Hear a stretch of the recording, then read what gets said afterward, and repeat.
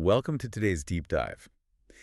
When you're in a high-stakes technical meeting at a foreign corporation, things can get pretty intense. Oh, absolutely. It gets overwhelming fast. Right, like, the engineering perfectly. Yeah. But suddenly the vocabulary people are throwing around, it feels less about the actual machinery and, I don't know, more about corporate maneuvering. Well, that's because it totally is. In those environments, you aren't just swapping English words. You're signaling how you negotiate and execute. Exactly. It is a completely different psychological blueprint.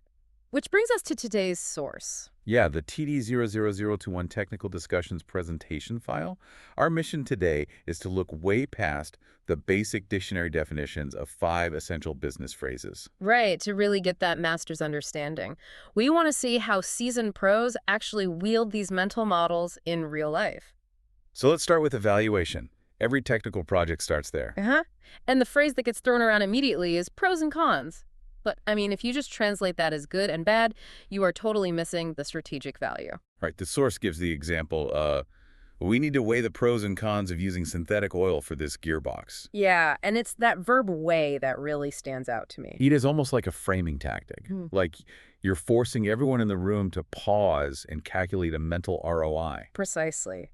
You are pulling the discussion out of the emotional realm. It's no longer about people's preferences or just gut feelings. You're demanding a systematic, rational calculation. You really are. You're setting the rules of engagement for that specific decision. And once you make that calculation, you obviously need a standard to anchor it to. Right, which naturally leads to establishing best practice. Like in the source, it mentions following best practices in lubrication will extend the life of the reducer. Best practice. I feel like that's, one of the most powerful shields in corporate communication. Oh, absolutely. When you invoke best practice, you aren't just saying, I think this is a good idea. You're shifting the burden of proof entirely away from yourself. Exactly, onto the entire industry.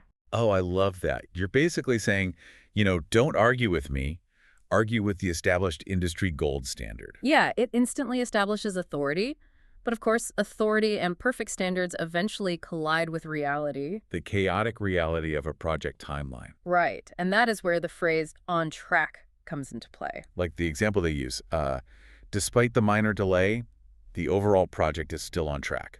Yeah, which to me isn't just a basic status update. It's a statement about containing variables, isn't it? Totally. It tells stakeholders that yes, there is friction, but the train is still on the rails. The momentum hasn't shifted. It signals predictability. Yes, you are assuring the room that the project hasn't lost its structural integrity, but the real test is what happens when those variables are not contained. Right, when the momentum is threatened. Which brings up the need to push back. Exactly. The source says, we might need to push back the delivery date due to the component shortage. But wait, let me challenge that framing for a second. Okay, go for it. If I am new to a foreign corporate environment, telling a senior stakeholder I'm going to push back sounds incredibly confrontational. Like I'm literally picking a fight. It definitely feels that way initially, but in commercial negotiations, it's actually the exact opposite.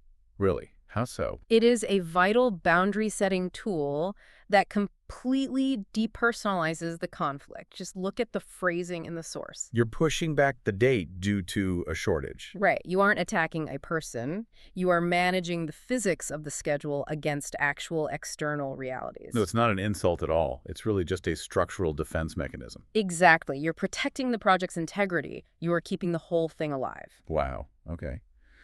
But you can negotiate timelines all day. Eventually, someone has to leave the boardroom and actually build the thing. Yeah, theory has to shift to practical application, which is captured by our final term, hands-on. The example is, the engineers need some hands-on experience with the new assembly tools. Right, and this isn't just about physically touching a tool, No, it seems pretty literal. Well, it is, but it's also a philosophical stance. When you demand a hands-on approach, you are demanding empirical data.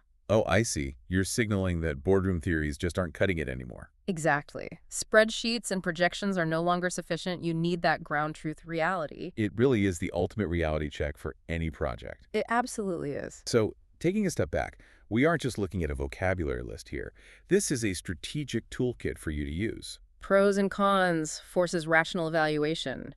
Best practice provides an industry shield. Right, on track, signals predictability, pushback, sets structural boundaries, and hands-on demands empirical proof. When you use these terms correctly, you are speaking the hidden language of corporate strategy and actively shaping power dynamics. Which leaves me wondering, something for you to chew on.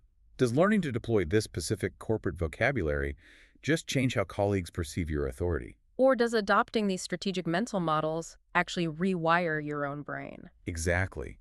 Does it force you to approach problem solving in a much more structured, analytical way? It's a great question. Something to think about next time you step into a high-stakes meeting. You aren't just speaking, you're building a psychological blueprint.